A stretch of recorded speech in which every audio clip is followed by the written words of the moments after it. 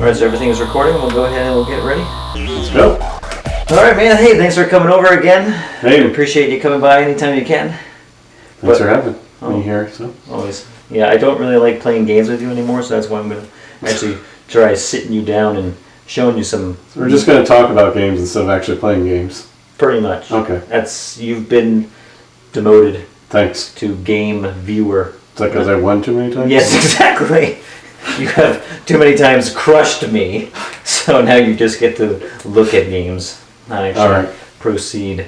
Well, here we go, man. So these are the new games we're going to be falling in love with. That's exactly what we're going to be doing. We're going to or hate. Falling head over heels for these things. Okay. And eventually we're probably going to hate them.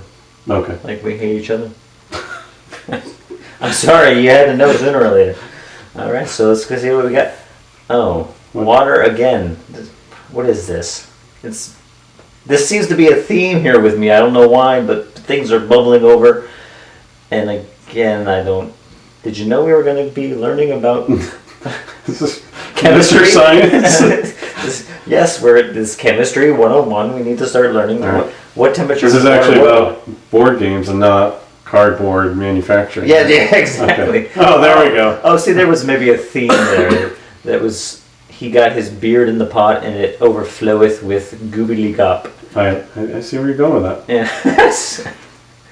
So this man is clearly insane, and he is putting stuff in the cauldron, and the little boys are trying to escape his insanity. Well, yeah, this potion is being made incorrectly, and it's going to blow. That's what is like. The cat is obviously alarmed, and say, "I know better." And what are you doing, you mad scientist? Sort of. The cat is alarmed, and the mouse is smart enough to get the hell out of there. Yeah. So the cat is so distracted, it's not even going after the mouse. That didn't even dawn on me. Yeah. See, you got like some claw thing coming out of the potion too, so that's not good. Oh, it's like a little gremlin. But this is actually a game, right? Yes, we're not just actually talking about a cover here. So this is Mateus Coder? Kocher. Oh, look at you. That's what I think. Good pronunciation. Oh, we got some cards here. So this is a CGE game. Now, what the heck does that mean? That's the Czech game. Oh, okay. I thought that was a new mechanic going on. I was like, card. Right. Generic engineering. I had no idea. You know CGE. They brought us all the great games of Vlada. Nice. Yes. Galaxy Trucker, which I have recently come to. Oh yeah, you're falling in love with that. Oh yeah, that is definitely a love-hate game. Yeah. Yeah, I find that the iOS version has not really helped my gameplay, but that's okay. iOS helps nobody's gameplay. Okay. Just degrades it. Hey, now I like the artwork here. This is actually pretty. I mean, especially this little crazy. What the heck is that? It's like a weed or ginger root. That is a mandrake root. You actually know what that is.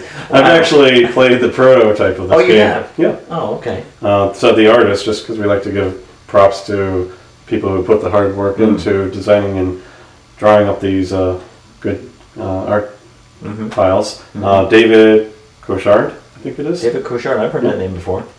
So I didn't see what else he's done. I'm sorry, David. Yeah. But I like this artwork, and it's a very interesting concept because the artwork has to be done in such a distinctive style because you actually play this game. It's a deduction game, and you play this game using the camera on your tablet or phone. Really? Is that right? Get out. So what it is that it shape recognizes, and you're trying to create potions, and what the computer does is it generates the random. There's like sort of 8 different potions and symbols. There's 3 different symbols or colors: red, green, and what's the other one? Blue. And then there's a plus or a minus sign. Yeah. And then each plus or minus sign is also there's a large and a small one. So those 3 variables, when you put together 2 elements, will produce a potion. Get out. And the potion that is produced is the 2 matching colors and symbols, but you have to have 1 large and 1 small. So that's the basis of the game. And you've played this? Yeah, I played it at a convention. Wow, as a prototype. It's a deduction game, which is not my strong suit. So it's a little frustrating when you're playing a game, but it was very interesting. I felt that I like the way they're incorporating the technology, especially in the deduction games. That way everybody can play, and not everybody's trying to figure out what the signs are attributed to the Mandrake root. Is it a green minus, a red plus, and a large blue plus? And then you're trying to create these potions, and then ultimately you're trying to have figured out what everything is. I think I'm trying to remember. It's been a while since I played it. It seems like there's a lot of things you are figuring out, because I mean, not only is this the craziest screen, the one you played that had the same screen as this? Yeah, it has this big screen. That's because insane. you need to put the 2 cards on that, and then the camera recognizes it, and then as you see it sort of picks up the distinctive shapes, and then it says, "Are these the 2 cards that you're showing me?" And I say yes, and then it. Am I seeing correctly, yes, sir? right. Phone, magical phone. Tell me. I think they don't want to. They wanted to eliminate the error possibility, and then it tells you what the result is, and there's some worker placement aspects up here. You're basically trying to publish your theories as to what the Mandrake, or here you have the greenish thing and the Scorpion tail. right? And so you're trying to create potions. There's adventurers who want like a potion of healing. So if you know how to make that, you can get some quick money. But ultimately, it's about the fame of publishing. There's some penalties, which I got a lot of in the prototype, for having incorrect assumptions. But as science has taught us, that bad data is still useful information. I took a lot of negative penalties for that. But I think ultimately, it's a very good deduction game. It brings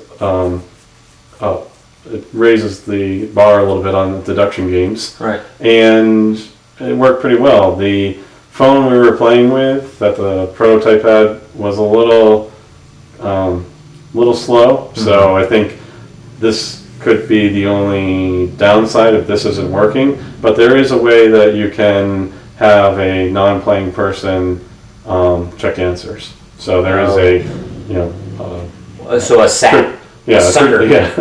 A traditional, a analog version to play the game. That poor idiot. Yeah, but it's a good deduction game. If you like those, then I definitely would recommend this one. I am totally sold, based on not just this phone technology thing, which seems like out in the last couple of months has been that XCOM, which everyone's going nuts about, but then also that Golem Arcana, which uses that magical wand pen to highlight things and then tell you more information. But this almost seems like a little bit of a better, because the phone is actually interacting, not just reading something and then telling it, but it's actually taking multiple things that you're showing it, and combining them. It's always as a spell. And 2 to 4 players, 90 minutes. Yeah. That's long for a deduction game. Yeah, the prototype I played was a little bit longer. It does have a working out the kinks. Slight analysis paralysis issue if you're trying to get the deduction down. But as you see, you have a paper here to kind of help you with your sleuthing. We'll go with that. I trust you. You're detecting. I don't know. But it's one I would maybe like to try again. But again, deduction games are not always my strong suit. I have yet to meet your strong suit. Me too. Oh, thanks. Oh, we'll see it. I should look at this. A nice little This is the board. Yeah. So this definitely looks like this was not that prototype board in the last one, but this is a nice refined, almost looks like a worker placement, but it's not. It's almost where you're putting your publications, like these spots here. This is where you're publishing. Yes, I think you have cubes. You're placing cubes, and then everybody places in turn order, and then you resolve, like you go around and resolve in that order. So. I like the art on this one. It's very good art, and we're all mad scientists except for here we have the apprentice and. This is like he's collecting the ingredients because you need the ingredients to test them. I'm very intrigued by this. It almost makes me want to play that game we played a couple years ago, Gen Con, about potions. That was called the Alchemist. Alchemist. Yes. No, this is called Alchem. This is The Alchemist. This is Alchemist. That was the Alchemist. I probably butchered that. So. Singular, and plural. Yes, that's exactly what we were saying. Singular and plural. Well, now this is like the god of crazy gaming right here. Stefan Feld, one of his new games this year. How many games is he slated to come out with this year? I don't know. I mean, 2013 was a big year for him. 4 games. And so we can see 5 for this year. Right? Oh, he can't keep going up. He's gonna crash down sooner or later. But so these kind of look like little R2 units here. That's interesting. Yeah, and I think that they're one of essentially the focus of the game here. They're called bots. Okay. So this is just the so we have Stefan Feld Aquasphere, another big game. This is from Pegasus Spiel, but TMG is bringing it to the States. Oh, nice. And it's going to be about 90 minutes to 100 minutes, 2 to 4 players. No, 2 to 4, right there. Right there, man. Well, most of those games are 4 players. I'm giving you correct info. Yeah. Oh, this is the back of the box. Always a fun place to look. And now we can see a hint of what's going on in this game. Lots of circular stuff. Almost like a sphere. A Feld game, there's a lot to look at. Oh, yeah. And tons to look at. You're going to miss something, and that's going to cost you the game. Pretty much. Not just on your first game either, but every subsequent. Wow. Look at those little octopus meatballs. That's cool. Do they call them octopi? Octopi, yes. Do they? That is official? I guess. Yeah. I don't know. So I think what you got here is you have octopi there, and maybe they're bad things, maybe they're good things. I don't know. But in the center, this is like the laboratory right here, and this is where your scientists can make bots, and these bots can perform a number of actions. I believe once you send them out to the different spheres down, so they have to travel down the path. There's like a staging queue. Maybe there's like a what do they call that? The depressurized airlock. Airlock. Yes, that's obviously I don't have any air to my brain right now. So you go through the airlocks there to your different spheres, and then in those different spheres you get to perform the different actions. But it takes so much stuff to actually make the bots in the first place. As you can see, the different icons showing you what you can do in the center to make your bots. I think you just see the different player colors here. Yeah. And they're going out, and then you actually have submersibles. See down here, you actually have some submarines. Yeah. Okay. So bots, octopi, submersibles. And all this comes with the base game. That's a lot. This is a ton of gorgeous looking components. I really like the production on this because they obviously put a lot of thought into the wooden tokens. A ton of thought, in the graphic design of the artwork. I mean, even though when you look at that pulled out version right there, you're thinking, oh man, that looks busy and crazy. I don't even have a close up of that cool board over there. Yeah, off to the left there. Is that where your scientists are? Hey, maybe that's a zoom in on that center laboratory. That's where you're actually making the bots. Maybe. So that's that little. Is that a player board up there at the top? Yeah, that's some kind of. I think that. That's your player board. Yeah. Okay. Let me zoom in there a little better. So like a. I can't. No, you know what that looks like? That looks like either that's a player board, and you know Feld likes to put a ton of info. Right. Bora on your player board, just and then there's probably customizations where you can rule break, like in a Feld game. He sets up the rules and then gives you ways to break them. Right. So. Definitely. And I mean, that's a good looking little tech tree. Whether that's a playing board or whether that's some communal board. I love that tech tree that we got. Oh, you know what? That's definitely a player board because it's all red bots on there. There you go. So that's all your red bots. So that's a player board. Fantastic. Yeah, I'm intrigued by the theme. The theme is, but it's a cool theme. It definitely makes you very interested. I keep thinking Michael Crichton, Sphere. You ever read that one? That's a good one. Yeah. Yeah, and then it had a horrible movie, as most of his books turned into. Yes. With Dustin Hoffman, Sharon Stone. Anytime you put Sharon Stone in a movie, except for King Solomon's Mines, it's going to be crap. All right, I'll take your word for it. I'll give you Total Recall too. That wasn't too bad, and that was only good because she got shot in the head in that one. Poor Sharon Stone. So yeah, I mean, what can you say except for the fact that if you're a Feld fan, you're dying to play this. So yeah, this is a must play if you're a Feld fan. Yeah. If you're not a Feld fan, Probably right away when we showed you the box cover, your body went ah, and you're do right. you think this is going to get the point salad? Is that going to be, that's usually leveraged against? That almost seems to be the route he's taken here. He just wants to go point salad crazy. Yeah. I like that though. You have a lot of options to score points. So yeah, I even like look at here. So more airlocks going in between the spheres, the outer spheres. and you have like a time requirement. Yeah, exactly. So it looks like the little time requirement's the same icon that's on the inside here. This is definitely one that we're going to have to acquire and Oh yes, yes. look through the rules. We will be. We will be playing that. Another Feld. More Feld. Right, but this is an expansion. This is an expansion to a game that came out last year from him. And so this is Bruges. And you want to do the translation? Der Stackenmacher des Volken. Beakenrocken.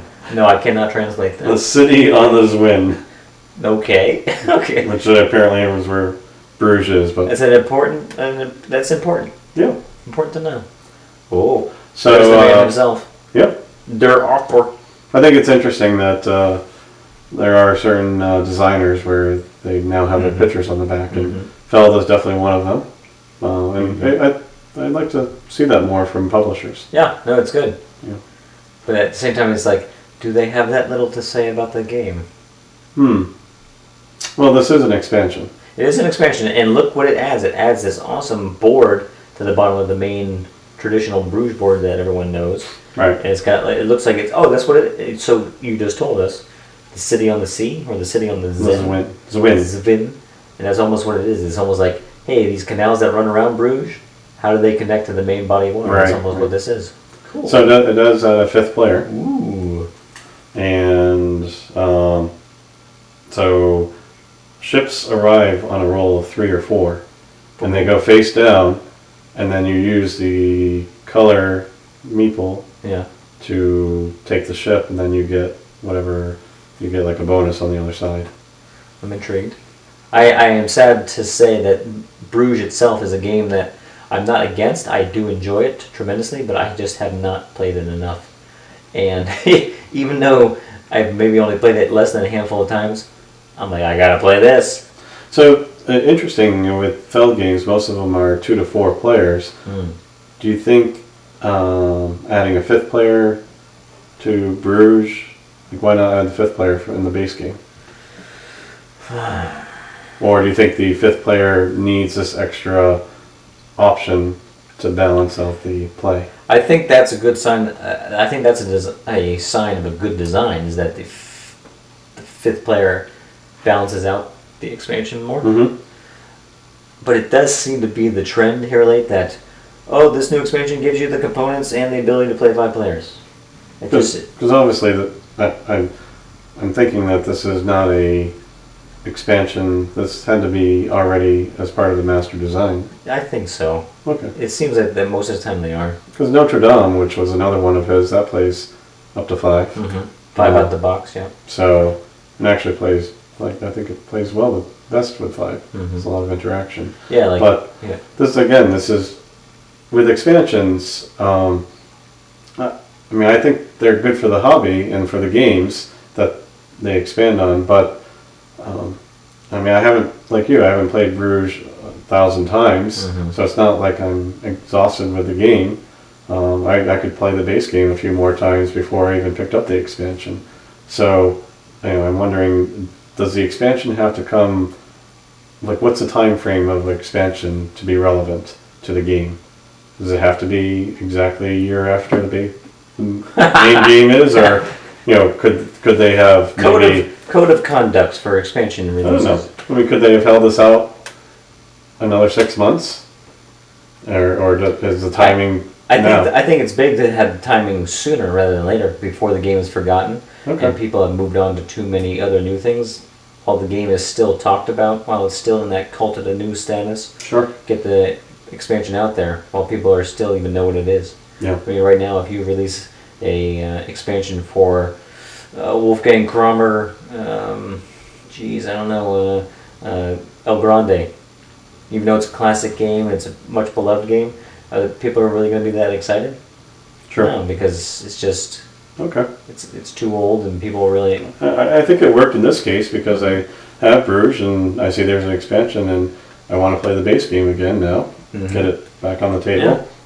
And when this comes to light, I think there's enough going on in Bruges that I might actually get this expansion and add it to the game. So maybe 5 will be a little bit easier to get to the table. You think so? Yeah, I think with the groups. Yeah. Good. Well, I'm ready to play it. All right. I'm also Send us a copy. oh. Ooh, yes. Now let's not get carried away. I know you. I think you have a lot to say about this one, but give us the short and low one. Wow. Well, Ted Alsbach. This is by Mr. Suburbia. Yes. So this is kind of using the same kind of idea. Same tile placement sort of idea, just more of a fantasy theme. You're building the crazy, you're building the castle of the Mad King Ludwig, and you're putting rooms together that might not normally be put together in a traditional castle. So it's almost like the Winchester mansion out west there. You know the Winchester mansion?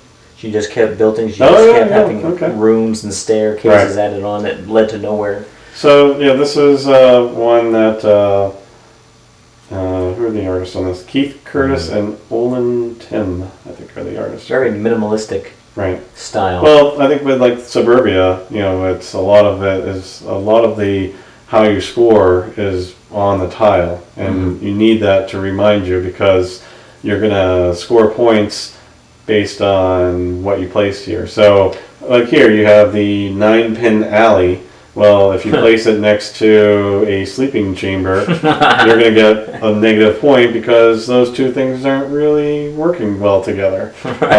So here, this play, they put it right next to the sleeping chamber. So, like Suburbia, as you place the tiles down, you're going to score points for the room, and then whatever is adjacent to it. Right. Obviously, there's different sizes and all that. I think the interesting element on this is where Suburbia has sort of that, you could really get into some economic trouble if you didn't manage your city properly. This one, everybody takes a turn being master builder, and there's an auction element where the master builder gets to place, maybe it's on the next slide, I don't know. Do we have more pictures? No! There's like sort of a auction from 0 to whatever, 10,000. Right. And you get to place the rooms. You get to pick up any rooms that were left over, and then you draw new rooms, and you get to place them however you want. And then the other players get to buy the rooms for the prices you set and pay you, and that's what drives your income for the rest of the game until it's your turn again. So you have some interesting decisions as master builder. Is that do you take the room you really want and price it cheaply, or you kind of have to look at what other people might be interested in and say, well, I know you want this room because that's going to score you a lot of points, so I'm going to make you pay a premium for it, and give me money that I'll be able to use later in the game. And that makes sense. We're all competing architects, so why not make it an easier thing for yourself? Gain more the favor of the Mad King. Yep. Be the one that he uses. I had a question that dawned on me earlier. I don't know if you answered it or not. I phased it out, but are we all building to one communal No, you're castle? building your own castle. We're building our own castle in front of us, just like Suburbia. Yep. Okay. So you have your own castle, and I really like the different shapes of the room, and you have to line up the doorways. So I see something here that they have in this example is the courtyards and the gardens are kind of out there and they're together. But could you get crazy and have a courtyard like right in between the kitchen and the dining room? I think the courtyard has to be on the outside. Courtyards have to be. The fences have to be. So there are some laws. Yeah, there are some placement rules. Well, then that's not that mad and insane. Well, again, this is one I'm crazy. To prototype on, and it's been a while since I played it, but that's my general understanding. I'm liking the simplistic art. It looks good. It's simple. But like you said, it looks like every tile gets across what it is it does, how it affects everything else. And if it's anything like Suburbia, it's not going to be that really hard to pick up. No, I'm sold. I think this is, the next step up in the kind of Suburbia Good. game design. I mean, It looks more fun. we've definitely seen some good things from Ted Elsbach, and I think he has Yeah. a good idea here. So Yeah. It looks good. I like it. Look at that nice cover again. I like it. that's a very decent cover for a Yeah. box. I think they could have gone a couple different routes on it, but cartoony, crazy Yeah. king, but beckoning you into his castle. Or something. I do like that it's got that kind of realistic. You know what it's got? It's got a sound of music. Yes, it does. Yep, I'm ready to go to the hills that are alive, baby. Yes, but I'm not ready to climb any of those mountains. No, you're not going to escape from the Nazis today, baby. Probably not. But now this man looks like he needs to escape from something. Maybe his own boredom. he's like, get me out of this room. It's horrible in here. So for the fans of Hansa Teutonica, we have an awesome 2-player expansion. So we got a few expansions tonight. But bam! Now This is just a 2-player, huh? you love Hansa Teutonica. Yes.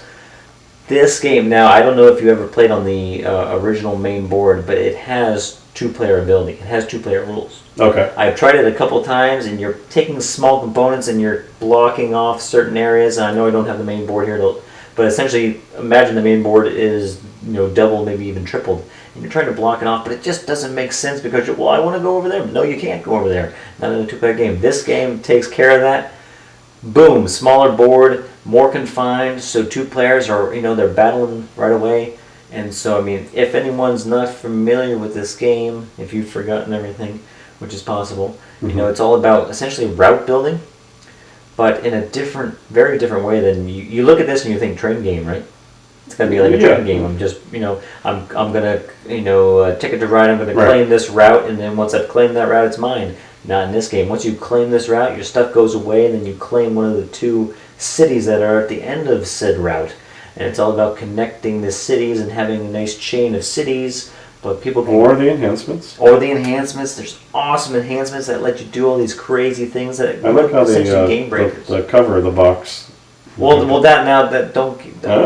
I just was showing. Right now, that's just the original cover. That's the original cover up there, right? That's the original game board up there. Yeah. Yeah, that is the original game board, much larger. That's the original cover. Yeah, that's what I'm saying. Okay. That's the original cover. They don't have any artwork out for this yet. For the cover, so I just wanted to grab that so people, I thought it was a little unoriginal. I guess there's no confusion. But yeah, there's no confusion there. Yeah, I like this game too. When I teach people how to play this game, I like the rule where you want to get in people's way because you get that. Well, if you knock somebody out, then they get to take, put that cube on an adjacent route as well as another from their general supply. And that's really, by getting in people's way and forcing them to knock you out, that's how you actually get more pieces on the board. So oh yeah, definitely. And I like here too, you have your normal, in your gray routes, you can see you have your normal stuff all here. Then you have what you had in the other expansion board, the East expansion I think it was. You have the C routes. But then they also connect up here to more blue route spaces. Right. And down here you have some brown route spaces. Some brown route spaces. So it's going to be good. It's the same thing as Hansa Teutonica, the base game, just for 2 players. So it's a guaranteed awesomeness. And the beautiful thing that I always love about Hansa Teutonica, no cards, no dice. You have cubes and little discs. Yep. And you're just moving them around the board constantly. And really how you decide to expand your privileges, like these little yellow parchments, will allow you to have more actions or more cubes. Or, yeah, I've never played Hansa as a 2-player game, so I'm actually intrigued by this. And given what you said about the map, I would pick this up and try it as a 2-player over the base game. Yeah, don't even bother. Okay. Well, Bruno Cathala. Bruno. He's our buddy. Now, talk about this is Stefan Feld. This guy has like games all over the place this year. And the thing that's crazy about Bruno is that he is usually Mr. Work with a partner. Right. But this is the year of just Bruno. We have this. We have Abyss. We have, man, I can't even think of all the games this guy is coming out with all by himself. Oh, Five Tribes. Yes, This guy is just rocking it. And he has games coming out too with other people, but this is one of his own. I'm very intrigued. Pretty good looking art, Right. I will say. Yeah. He's generally, Woo, we're jumping on lily pads here. This is well, gorgeous. this is a little bit more of an abstract game. It's only for 2 players, 8+, which I'm intrigued by. See if I get the 20-minute game, really. Yeah, and you basically the lilies. You have these little flowers, and they have, as you can see over here, they have numbers on them, and you're placing them down, and you're trying to make patterns that will score. So the larger, if you get like a 4x4 grid, you might get a certain number of points, and then you're you compare your flowers when you play them, and then whoever has the higher number becomes the master gardener and gets to do something. And so I looked at it very quickly, but so these 2-player abstract things. Well, I think he had another game that was just 2-player abstract, Lone Star, something like that. It was just about cattle ranching. Then Pagoda came out. I know that's not by him. But these 2-player abstracts, but they're putting a lot of theme on it. Yeah, Mr. Jack. I mean, that's Mr. Jack. That's a great 2-player. Yeah, it is by him. Yep. And that's a lot of theme on these abstract 2-player games, and that is a nice trend. I'm liking it. And I like this thing because I think it. It's very relaxing. It appeals to. I mean, this is something you could play with your kids. Oh yeah. It's not like war-based or violent, and no. This is one that I could see playing with my daughter. I love the way these flowers are standing up here, just for you to see, and I'm really intrigued to see if this game board does what it's showing in this. It's got a 3D thing going on. Yeah, that's very intriguing. I'm so excited I can't even look at it anymore. I'm moving on. What? I'm done with that. We're getting on to this craziness. I know nothing about this. No, well, neither do I. Good. This is, I mean, gorgeous art. Very impressionistic. Yes, and this is by 2 people, but you'll notice there that Michael Keller, that's not the same Michael Keller that's doing City Hall and that other new Titans of Industry one. Next Spielworks game, they do big games that cost a lot of money. So let's see what's inside. Look wow, at this. Look at that. Now, I think when I look at that, I think, Castles of Burgundy? Nah. But I mean, you got dice, you got that same kind of grid work in the center, but this is the main board. It's like a farming thing? Exactly what it is, yeah. You're kind of farming, building your farm onto the great estate of La Granja. Okay. And this is your own personal private little farm down here. I mean, this is a gorgeous looking player board. You're going to slide things into the top, put improvements into the bottom. It's a hand management game, so these are your cards that are coming in way up here in the corner. How you're using it, I mean, you're rolling some dice, and that's obviously what drew me in right away was dice. Yes, hello. And then you're going to be, based on dice, you're going to get to use certain things that are going to... it seems like, I see where you're going with castles, though. I mean, Castles of Burgundy, it does have you got some animals down there. Are you going to go animals? Are you going to go crops? Are you going to go do this and that? So you're like thinking Castles of Burgundy and... I'm not just sure I understand what this center stuff is. I don't know, but there you get a little better idea. Now we got wood on there, okay. Yeah, so a little more of a close-up spot here. We have, I think, the player colors. These are just determining what areas you're vying for, areas you're trying to control, thereby getting the resources. And now I don't know how these numbers are interacting with the tiles that are next to them, but you can see that every little hex has kind of different plots on it, and I would assume that those are kind of crop acre, maybe it's acreage, so this one right here maybe is like 5 square acres, and how you're going to plant that is what you're going to do, and you pick the crops down here that you want to put on it. You decide how much wood you want to put into building the farm that stands on it, how much coin over here you want to use, and you'll see that they're tied, these actions, just like on the side, are tied to dice numbers. This is tied to 1 over here on the top. Do you think these numbers have something to do with the die roll? It's very possible because the max is 6. Good deduction, sir. You are good at the deduction games. I'm just looking at the other, because I look at this, I have no idea what this game's about. I haven't heard anything about this game, but yet this is where the crush part comes in. You're like, Yeah. I don't know anything about this game. This game could be Yeah. tremendous or it could be a train wreck, but Yeah. I'm intrigued. I can't wait till it shows up on the table and you're Yeah. digging into that rule book and Mhm. you're saying, okay, how do I make everything work? Yeah. I mean, obviously you're rolling the die and you're hoping for activations. There's a lot going on here, and There's a ton going on. And I want to get into this and I want to find out more about it.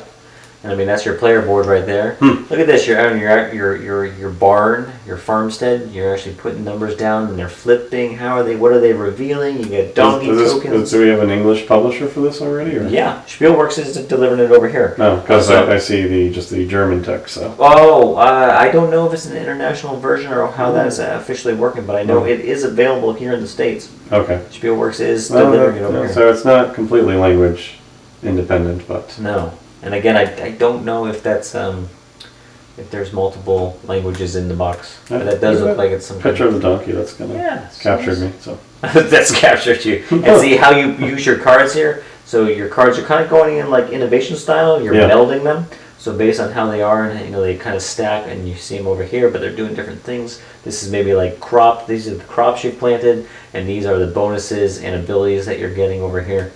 Just gorgeous, gorgeous this stuff. is like I'm gonna play the hell out of this. the one. rise of the donkey, like Finca. Yeah, I was gonna say there's- the donkey's become a very instrumental, character in Yeah. board games. So Good. It has served us well throughout the years. It's about time we gave it some recognition. Damn it. Okay, so we're back now to Mr. Feld. What is that for him? This is like 17? That we I don't know. This is at least the third one of this podcast. So obviously we have a fine appreciation for Mr. Feld's We can't get enough. imaginations. We can't get enough of what he does. I mean, and this one is the next addition to the medium box line from Alea Ravensburger. Okay. And it does look kind of... He's like the one who is the predominant designer in that For series. now, yeah. Okay. They've kind of been like, screw other designers. So we're just going to make this explore fun the one. island of mystery. It's Explore very the intriguing. island of mystery. Ooh. Are we looking for the dodo bird? Is that what? Yeah, that thing looked like a piece of dodo, that's for sure. All right, so I thought this was going to be like more of a family-friendly game, but I don't know. Unless you're, your future Mensa children. If your kid can play this at 5, yes, start filling out the paperwork for Ivy don't know. League schools. Yeah. Okay, so we got an island. We Yeah, got tents. so you got the original. So you got this hex in here, and then these other tiles are gonna flop out randomly. So the board's gonna be different every time, No, really. and their odd-shaped boards are not all the same. So it's gonna create always the same general shape, Yep. but different layouts and different things. And it's all about discovering the different animals. So we are a group of scientists. So this is another hand management game. That very interesting. I'll get to that in a second. So it's all about cornering these bugs, getting enough scientists to these bugs and these animals and these birds to be able to discover them. And just like you said with Alchemist or the Alchemists, to be essentially the one that gets the notoriety for discovering Okay. these new species. I like the card. Well, holders. that's exactly what I was about to Wow. show you, man. Look at this. Is this a dice game? Are there dice involved or no? No, I don't think there's no dice in this one. Oh, okay. So this is just like a tracker here. You see your victory points Sure. around that, and that's different attributes. I think those are actually the animals, the species that you're trying to track, and how much of them has been discovered. But so the main thing of this game is each player, each round chooses 3 cards. They assign them to the A, the B, the C slots, kind of like a tone. Okay. Where you're assigning it, and then everyone reveals the A card together. And then you're like, okay, you get to see what other people have, and then you assign it then to one of these spots. Okay. A, B, the top on the top, tuck it into this little thing, showing you the top power that it's going to be able to give you. And then you do the same thing with B, same thing with C. And then based on what is on the card, so they show something on the top, shows something on the bottom, 2 different things. And based on what you've shown on certain cards and hidden on another card, will be what you get. So you can see in the A, or in this first thing, you put another thing, you're going to get that top thing. But B is saying that when we draw the card out, you're going to get the resource that was hidden on the bottom. And then with that resource, you then can convert it to what you do on the island. And just, it sounds convoluted in these icons, and the way I'm horribly explaining it's probably making it sound that much more worse, but you know it's going to be It's a excellent. felt game, so there's going to be lots of choices and options. Out of the 2 new games that this one and the I forgot the name already. Aquasphere. Yeah, Aquasphere. Which one are you more excited to play? Something about this one is more exciting to me, even though I know that other people are more buzzed about Aquasphere. This is the one, and I don't know what it is. It's the animals, isn't it? It's the animals. It's the theme. You're really attached to this little frog. I love the frog, and I love that little raccoon squirrel hybrid that's going to bite my face off. I want to get on this island. I want to explore it. Yeah, you have a little explorer token. Hey, that's cool. Yep. That's I like that. Mm-hmm. So, and yeah, do you know what the ages are on this? I don't know what the ages are on this one. 3, you know. I think it's a 2 to 4 player game. It's coming in, I think, 75 minutes, 75 to 90 minutes, and I don't think it's. I think it's 10 plus on this. Okay, that seems. But it's looking gorgeous, and it's yep. Come on, Dirk and Mr. Alhambra. Oh, very good. Yeah. What else did he do? Cable Car Metro. He did Metro. And Wallenstein. Yes, Wallenstein. And I think his most recent one, or notable one, was Shogun. Yes. Which I never played. But. Well, it's pretty much a re-theming and a re-interpreting of... Yeah. So I'll admit, this game, I didn't know anything about it. It's just the box cover just kind of... Drew you in. It drew you into this magnificence. And I think what also drew me in was just you look at the board and like, how minimalist is that? I mean, that seems like so much empty space. Is what you're saying? All this desert over there. Just that there's, it seems like there's something about the complex games like Aquasphere that draw you in. Mm-hmm. But I also am coming to really appreciate the games that just really have a minimal presence. Mm-hmm. There's not much going on here. You got some cards, you got some commodities. I don't really know much about this. This is Queen Games, no artist to be identified. Might be Dirk, I don't know. And you don't need to always know all this stuff, but I mean, it looks good. 3 to 5 players, 8 and up, they said. So, I think you're getting commodities, you're fulfilling contracts, you're trying to deliver goods to different places, and it just seemed like I like the Queen Games, and they are kind of a nice something to play after you play something really heavy. Yeah. It gives a lot of strategic decision. Very family-oriented game. So therefore, there's decisions, but it just has a calm, relaxing vibe to it. Like Alhambra, I think that's a great game. Alhambra's fantastic. And that actually sees a lot of table time just because it's a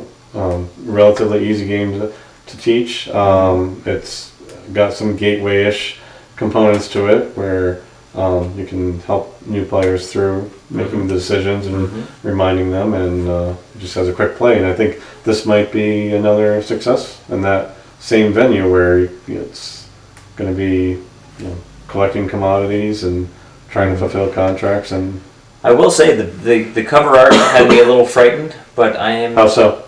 Just I don't know. I just was thinking, oh gosh, pick up and deliver, but it doesn't look like pick up and deliver at all. Even though this map kind of you're getting stuff from Hispania to Africa and stuff from Asia Minor to Italia. But at the same, I'm loving what's going on with these circular. Well, they're not circular, but these tracks around every city.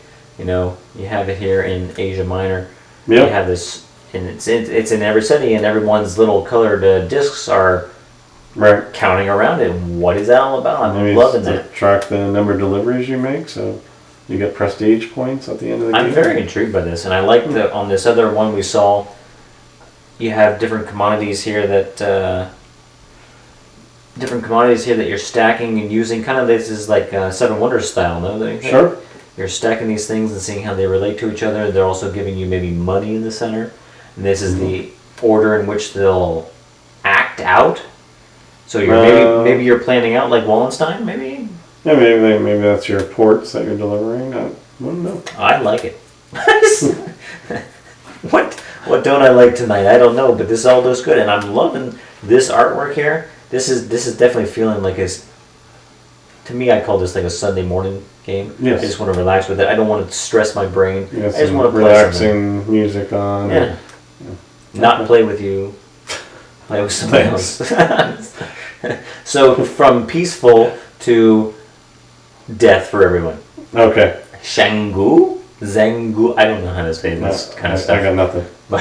But this is by Marco Canetti and Stefania Nicolini. Pretty so you good. wouldn't know it from their last names, but I'm pretty sure that this is a not boyfriend-girlfriend kind of couple. Maybe. Kind of like Marcus and Incas Brand, they make games together. The last game that they made together, or which kind of fell under the radar, was Doge Ship. Oh. Very underrated game. Most people don't go for it. Most people don't even know about it. I did not know about it, I'm sorry. But we have it and we play it, and it's okay because it uses dice to allocate what actions you can use. So not to get too creative, maybe I'll save that for another I'm time. glad you saved games from me, so I don't get to play the good games apparently. No, I wouldn't classify that as a great game. But it's better than the no. It's a sleeper. Okay. No one really knows about it. No one talks about it. I'm going to go out on a limb and say the Great Wall of China has something to do with this. Yeah, I have a feeling we are over in Asia and maybe therefore in China. Like you said, this is quite a great wall. Okay. And it's by What's Your Game? And these are the guys that brought us Vinos, Madeira. Oh. So big games that these guys are into. And Right. it looks like this one doesn't disappoint. And the fact that we have more cards coming out. And it's all in this. So this kind of has a little thing kind of like Neptune and La Isla before. It's all about the cards you get. Hand management game again. Wow. And do you play these cards to your own kingdom? So you have maybe 4 players, I think it is. It's a 2 to 4 player game. It's almost Each like play- we planned that. I know. I know. Accidental genius? Yeah, What? nothing Okay. I ever do is planned, but I'm very confused by this. So you have cards coming out here, and you either are deciding to play it to your own kingdom to help yourself, Okay. or do you play it to the main board, to where in the main board you're helping build the walls. Big surprise. The Great Wall, you're helping build that as it serpentines through the areas. You're helping to recruit people in the different provinces. I don't know Okay. what they call it over there. You're working in the temple, or constructing the temples, building the temples, training people in the temples, solidifying your influence through those means. And it's just, so it's a area control, area majority hand management game. Very language independent, apparently. It looks extremely language independent. I mean, we just got tons of iconography. Are these meeples? Like, are they monks? They're or- little Buddha meeples. Okay. I have not seen Buddha meeples before. Yeah, I've not seen Buddha. You got a little pagoda meeples? Yeah, we got pagodas, we got walls. Great walls? Oh. It just is good looking. Now, obviously, this is a rendered image, so I mean, we're not actually seeing any kind of final pieces here, but I don't see why they couldn't continue with this. It looks great. And coming from What's Your Game, they put out nice stuff. Okay. Good components. It looks nice and heavy. And I mean, it's just good stuff. All right. Well, So because that was such an incredible game, I think we need. I'm too excited. I'm not going to go to bed. I'm going to make you sit down at the table and play something. Are you ready to play? when are we playing Tiddlywinks, Candyland? Something not as good as these games, but we're going to play. Oh, All right. so something I've already played and you're just... Well, you know what? Just get the hell out All of right. here.